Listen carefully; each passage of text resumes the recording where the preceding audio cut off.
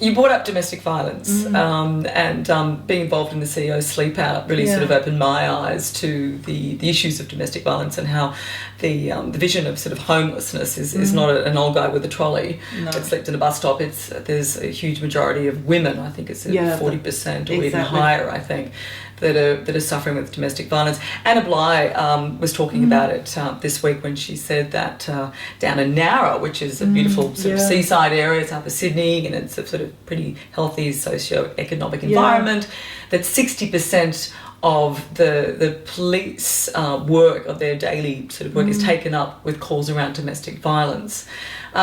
What can women do? I know they're afraid to speak up, and they're afraid because of the fear of the security of what their life is in, and that's partly because they don't have the finances and the security to change. But what can women do if they're listening to this, that they're in a situation that they need help but they're too scared to say anything? Yeah, and that's at the heart of it, absolute fear and intimidation. And often you're isolated from your family, so it's hard to reconnect in that environment.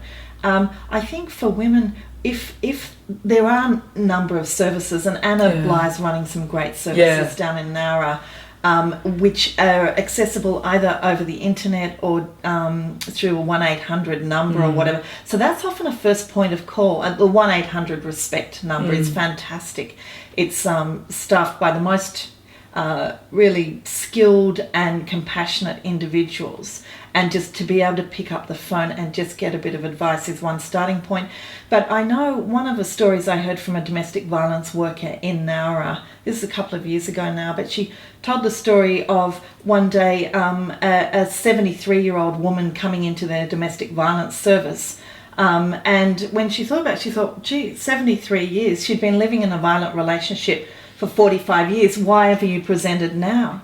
And what this worker heard was that this woman had put up with a lifetime of violence. Every time a husband went to the pub, he used to come back and beat her up.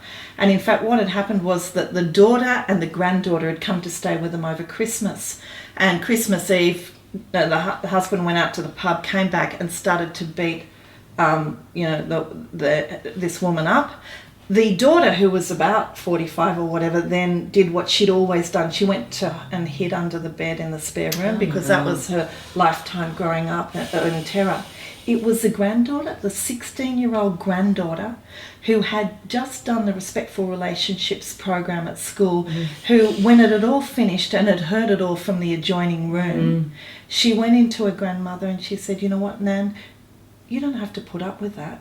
Women like us, we have rights, and I've got this number that we can ring. It was a 1-800 RESPECT number. She said, so I'm going to ring that and I'm going to make an appointment for you to go and see someone. And, you know, in just taking that one brave step, the least empowered person in that family changed the course of that family's life. And that's why Nan, the granny, was in with her granddaughter, really seeking advice that actually allowed her to leave her husband. And from then on, that family's life was changed, because one of the things we do know is the generational impact of domestic violence. So if you grow up in a household which is characterised by violence, that's normalised. Yes, normalised, exactly. It's so accepted. So I do think, you know, I do a lot of work with DV. Sometimes I hear some fabulous stories and really courageous women who get the courage that with support they can actually step out and take back control of their life. Yeah.